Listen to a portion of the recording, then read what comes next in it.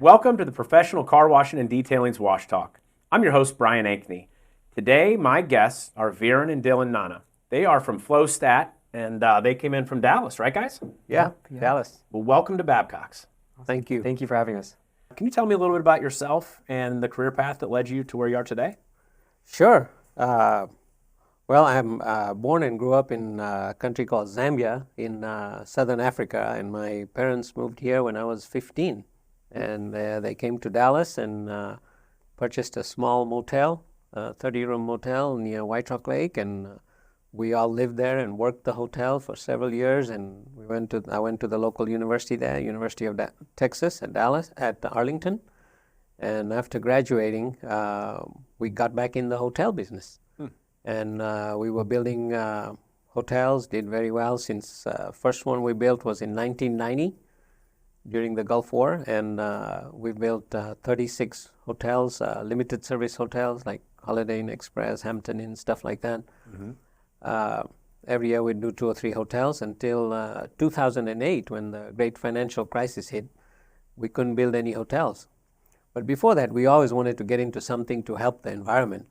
But we were so busy and the hotel business was good, we couldn't invest a lot of time in that. But after 2008, we couldn't build hotels, so we started going to environmental conferences. And we were in Edmonton, Canada at a conference, and this professor starts talking about car washes, about how they recycle water and the new express car wash and all that. And sounded interesting. I didn't understand everything, but I was interested. And so we started going to car wash conferences, and we opened our first express car wash on the west side of Fort Worth on Clifford Road in 2011. And despite making many mistakes, we were successful.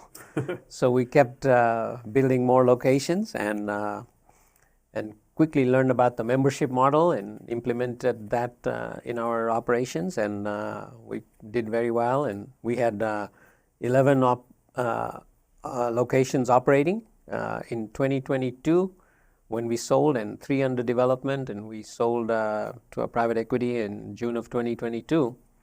And I thought I was going to retire after that and have fun. My son was in university.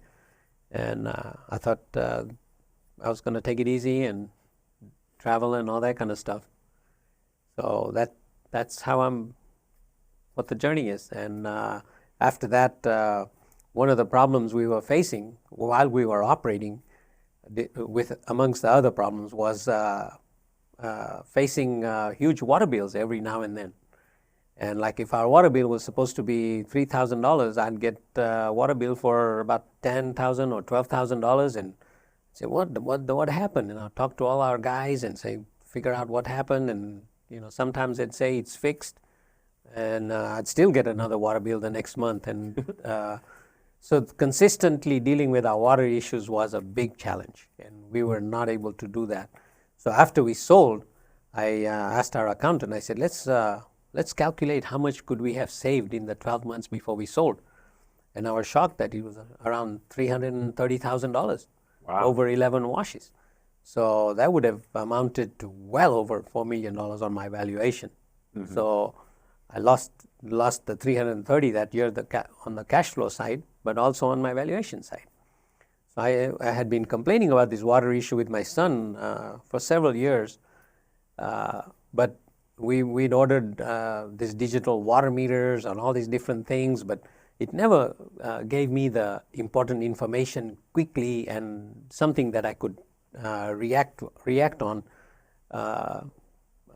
Wasn't able to do that. So after selling and after my son came home last summer, we discussed it again, and we put some serious time and effort into it, and we came up with FlowStat to help operators save a lot of water and save a lot of money and have instant information at their fingertips where they could make decisions and they could solve problems and not have to wait for these huge water bills. Dylan? Yeah, I think he's covered quite a bit. Yeah. Basically, a little bit about myself. I grew up in the car wash industry. I think Clifford was our first one was opened when I was 11, I think. Yeah. And like as he mentioned, I mean, I've heard about the issues of the car wash industry and the water for a decade or more now. And so my background is I'm an engineer and I studied computer science and I'm still in my master's program. And so then I kind of try to think about how could I help with my knowledge and his background and bring them together and what's the nexus of the two of those. And so that's kind of how FlowStat started was I have the technical knowledge, he has this on-ground empirical knowledge of what's going on at these washes and how can we make it easier for operators to save money and help the environment. And so that's kind of how we came together on this project. And so, yeah, that's a little bit about me. I want to revisit the transition from hotels to car washes because that's quite a leap. I mean, hotels and car washes, I guess they're both buildings, but beyond that, they're very, very different businesses. You know, what really inspired you to go from the hotel business into the car wash business? Well, part of it was the model was exciting. When I started to go to car wash conferences and I started visiting, I probably visited over 100 car washes before we built our first one. And went to like 2 or 3 conferences. I had to confirm and reconfirm and quadruple confirm all the information that I was receiving just to make sure that we don't make this huge investment and turns out to be a bad one. So while doing that, the more I went to this car wash, the more exciting it got because the value proposition for the customer was just insane. It was such an amazing proposition that the customer could, for $19.99, become a member and wash unlimited number of times. And the speed at which you could wash it, because I used to take my car once a quarter to a full service car wash and it took me 45 minutes to get it washed. And I'm kind of late for everything and I don't have the time. So when I saw this model, it really excited me. Interesting. Well, let's go back. Let's fast forward a little bit. So you got in the car wash business, had 11 washes, a few of them under development, and you sold to private equity. Yeah. So you kind of washed your hands of the car wash business, but then you decided to get back into the car wash business. I mean, was it? I mean, just did it just eat at you like crazy? Those extra big water bills and the valuation, like what kind of got you from being upset about the water bills into developing a product like FlowStat? Because so I'm the kind of guy that I want to learn and have a lot of friends in the business and know a lot of people just to make sure that I'm up to date on what we're doing at our washes and with my knowledge on this industry. So I would network with so many people and consistently ask people about what are they doing about these water issues. And I couldn't find anybody that had a better solution than what we were doing, which was we were going out there and reading the water meter and then creating a spreadsheet of how many cars we washed and calculating that. And a few operators were successful at that, but a majority of them were just like me. They were struggling with that. Yeah. And our managers had so many problems every day dealing with customer issues, dealing with equipment issues, dealing with people not showing up, technology issues. There's so many problems to deal with where the water issue becomes low on the priority list because that's something you can just write a check and kind of resolve it, right? Yeah. Whereas when a customer is complaining about their car damaged or windshield wiper damaged or somebody's being charged too much on their credit card or something, those are urgent issues you have to deal with right away, or an equipment issue or something like that. So that's kind of what was eating up that all those painful experiences kept reminding me that, man, this is something we have to deal with to help operators become more efficient. And then every time we turn on the news, we're hearing about water shortages, drought situations, and how water is becoming such a scarce resource in many, many areas. And we need to be a better steward of this resource that we've got. And that just inspired me to work on it more, and I'm glad Dylan helped out, and I think we're glad that we're able to give back somehow and help operators save a lot of water and become more efficient. Interesting. Well, I want to ask you about, FlowStat, directly. Like FlowStat, you're monitoring the water usage, and car washes right now have a lot of people that maybe aren't experts at working in the car wash because they've suffered from turnover. They've got people that don't know how all the equipment works. Beyond just monitoring the water usage, can FlowStat actually help you to identify when there's something wrong with your equipment, or maybe somebody hasn't done something properly with the equipment? Currently, FlowStat will just notify you that your usage is high. We were not able to identify what piece of equipment is not working or at fault. Down the line, those are discussions on future versions of how we can add to FlowStat. But currently, it's almost like like you're not having a fire alarm system in your building, and then you get one, right? So at least you're notified that, hey, something's wrong. Yeah. Go check. And usually it's one out of maybe 5 or 6 things that could be off. It could be your solenoid in your reclaim system, or your ball valve in your RO system, or a leak somewhere, or tips broken or something like that. So it could be one of half a dozen things that could usually go wrong. I think also like you can deduce, one of the things that our bread and butter is detecting irregular usage of water. And so if you have someone come in, like a maintenance tech come in to do some work on your system, and then suddenly you see these giant spikes or consistently high levels of water usage, then you can deduce that, hey, something must have happened between a week ago and this week. And the only things that changed majorly in the wash is someone had done some maintenance on this system. And that's happened to us in the past, where someone came in, did work on our systems, and then suddenly there was a huge water bill at the end of the month. And we've seen it with our clients as well, that they didn't even know that certain pipes were hooked up to the city line instead of to their reclaim line.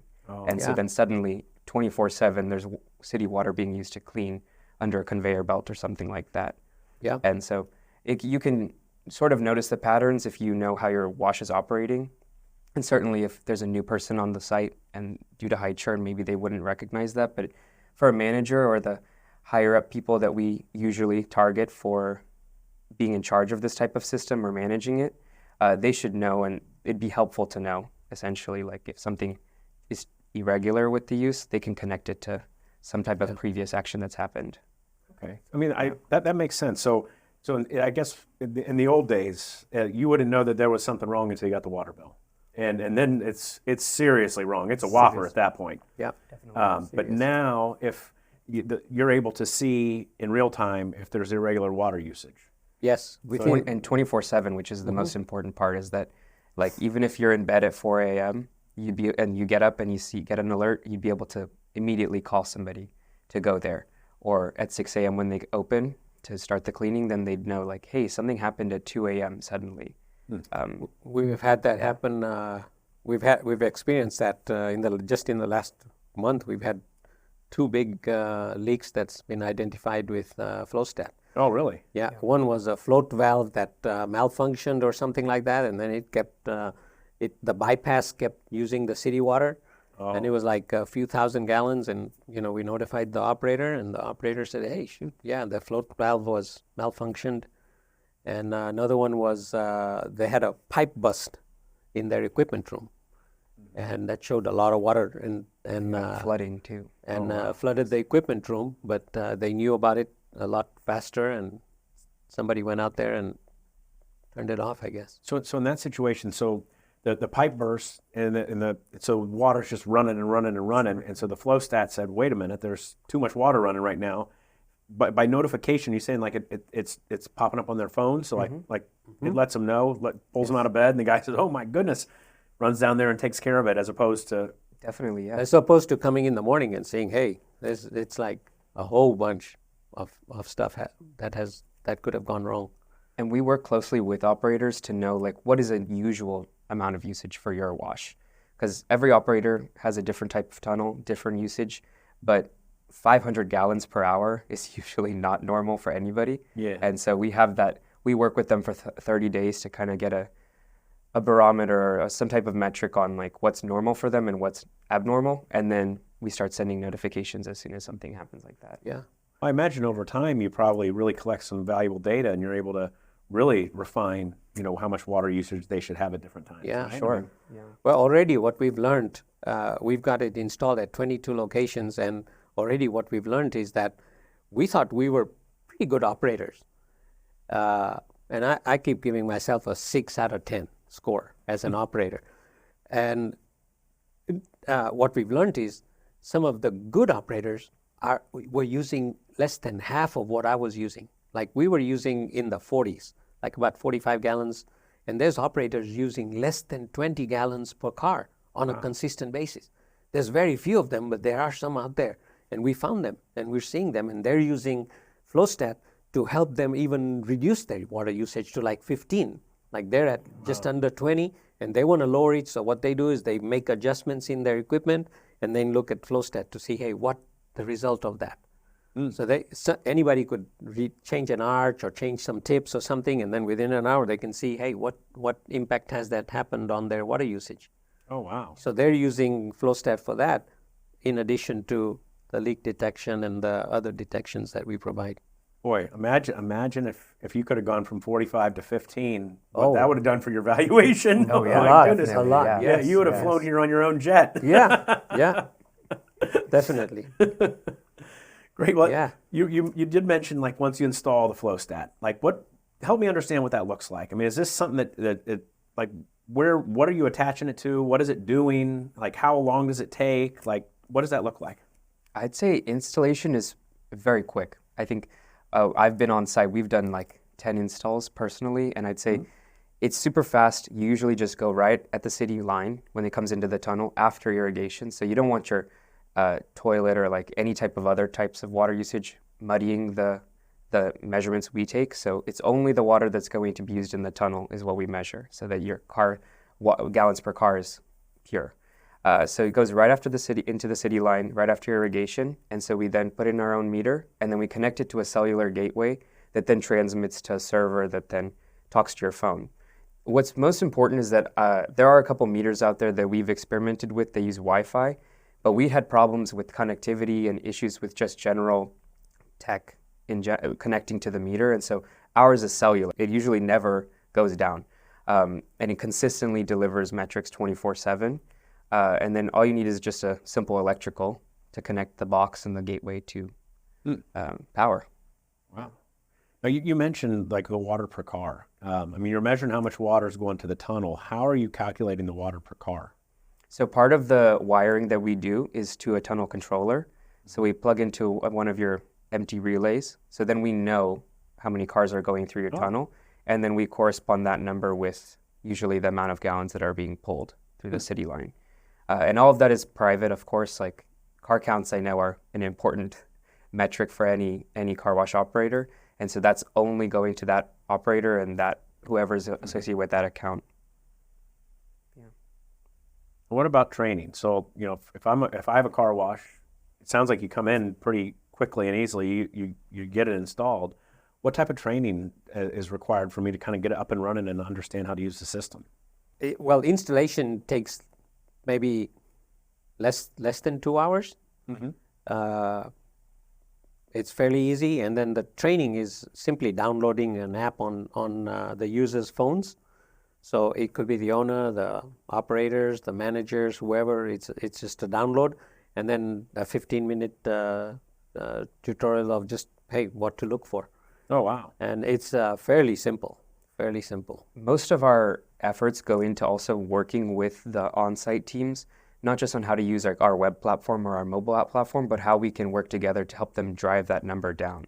So sure, 15 minutes to understand how the system works, but then we spend 30 days, 60 days with these operators to see like what tweaks have we made, has it gone down, what can we do? Like we've even offered on-site diagnostics, so we'll come in, go through your tunnel, look at all the equipment, see, hey, this is something we can improve, this might be causing extra usage, let's try tweaking this. And then we go back and forth, trial and error, to see if things go down. And so that's really, I think, what's the most important, is that we help you also become a great water hero and steward of water.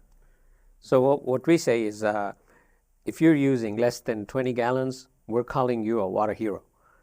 Oh, really? So we want thousands of car washes to be water heroes, and we've got a 10-point checklist that we provide to anybody.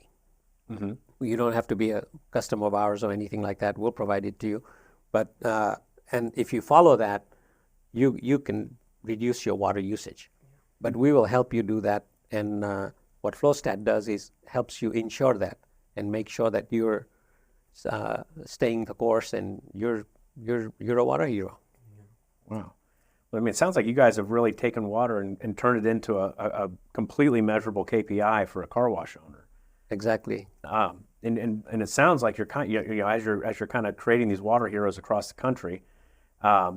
What about like car wash groups that have, they've got washes in different states and different areas, and they're on different systems, and they're, everything is different.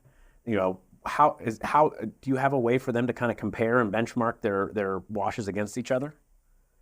I would say yes. Oh, I just had a conversation, I think, last week with a client where, because we generally think that if you have a standard tunnel, usually like a 140-foot tunnel or something around that, and you have a typical equipment, something like Sonny's or McNeil or Ballinger, then a lot of the washes have those similar systems, and so you can compare them. We think 20 gallons per wash is pretty doable and a great goal for any operator. Yeah. And as I said earlier, like we work 30 days to diagnose like what's an average use at that wash, and so we can see if they're similar to the other ones in that car wash group. Usually they are comparable, I'd say. And if you have one that's wildly irregular from the rest, then that might be one that we should focus on. Another thing, our app will show, like if somebody has 5 locations or 10 locations, it'll be able to show each one on one screen. Oh, really? Yeah. So you can compare all the locations, and if you've got 5 car washes and each one is showing up on one screen, it's very easy to tell, hey, this one's high. And actually, if what happens in the first 30 days is we learn from your operations, and then we come up with a target. Like what, for each wash, what target would you like this car wash to look like, or use as per car? So if they say 20 gallons or let's say 30 gallons, then you could put the target a little bit higher, like at 40, and you've got a place to put in the target. So the operator will put the target in. And then if it goes over that, that's when it sends a text message. The text? So, but when it sends a text message, it also becomes a triangle, so you can easily tell when you look at your screen. Oh, so if I'm the owner and I don't really want the text messages, but I want to see what's going on, and if I could be in Cancun, I'll just press that icon and I can see all my washes. And if there's one with a triangle, that means something's wrong, and I'm going to expect somebody to text me that they've taken care of the problem, right? Mm-hmm. So you can see multiple locations on one screen. That makes it a lot easier. Nice. Well, I'd like to shift gears for a moment. Sure. Let's go from your work to your passion. I know that you do a lot of work to help children and communities in Zambia. Can you tell me a little bit about what got you started in that and what you've accomplished? Well, we've always been from my parents. We've always been kind of told and believed that giving back is a responsibility. First off, I'm really grateful for this country. This is the greatest country in the world, and for all the opportunities that we've had and that I've had, I'm really grateful for this country. And I love the people here, and I'm really very thankful for everything. And that puts me in a mindset that I have to give back. Mm-hmm. And selling in 2022 was a perfect opportunity to focus more of my time. Before it was like if somebody's doing a project somewhere, we just write a check. But this gave us the opportunity to actually do things ourselves. Mm-hmm. So we went to Africa and went to Zambia. First time after we left, that was 20, 30 years, went back there and got to see that things were a lot worse than they were when I was there. I went to the high school that I went to, and when I was there, the chemistry lab had the equipment, the physics lab had equipment, they had water, everything was... Mm-hmm. And when I went this time, they had no water. Oh, wow. The water system was not working, the chemistry labs, all the they were some of the classroom didn't have desks. So I said, what happened? It's like this part of the world is going backwards. And it was sad that it was nothing to do with the kids. The kid had nothing to do with it. The children, it was administrations or whatever has happened. But you could see that the kids were suffering, and felt like this was a great opportunity to give back. So we started off with putting a borehole at that high school and putting a huge tank and providing water and get the restrooms working and provide desks for their classrooms. And then we went to some schools that had also had no water, and they had like, one school was 3,300 children, and they had like 8 classrooms. That's all the classrooms they had. So all the kids could only go to school for like an hour and a half. And so we thought, hey, let's build. So we built classrooms, 10 classrooms at a time, and we've done 3 sets of 10. And currently we're building restrooms there for them, and then we built a basketball court with 6 hoops there, and built a wall around the school so that the kids could be safe while at school. And when they're not in class, they can at least play on the basketball court and in the playground. And so we're doing multiple projects like that. And then we've got a tremendous guy in our office, and Flint, and every day he's working on projects in Africa and making it happen. So we're excited. Our goal this year is to do 20 projects in Africa, and we're well on our way to get them done. Wow, so 20 projects would be like a set of classrooms and water. Yeah, water projects, classroom projects, bathroom projects. That's basically what we're working on. Wow. So there's definitely adequate water in the ground. They just don't have the ability to get to it. So so once you drill for them and put the tank there, it's a secure water source for them for a long time. Exactly, for the school, but also the community around the school. So we also give a tap off for the community. Oh. And so they can come and use the water too. So wow, it's exciting, and going there and seeing them receive this and how grateful they are, and just to see the kids play on the basketball courts and in the classrooms, it's just priceless. Wow, that's exciting. That's really exciting. Well, guys, I appreciate you coming to join us today. Is there anything more you'd like to share with our audience? We're just really excited about FlowStat, and feel like we can help a lot of operators. Well, if somebody wants to learn more about FlowStat, how can they find you? They can go to our website at www.flowstat.com and contact us. We'd love to talk to anybody who's interested in saving water and helping the environment. And that's our mission. I mean, in our philanthropic efforts and also in our professional efforts. So anybody who's interested. Yeah, we'd love to help. Thank you for coming. Thank you. Thank you for your time. Thank you. Thank you. Thank you. Thank you for taking the time to join us for this professional car washing and detailing's Wash Talk. I'm your host, Brian Ankney. Today, my guests have been Viran and Dylan Nana from FlowStat. We hope to see you again on a future episode.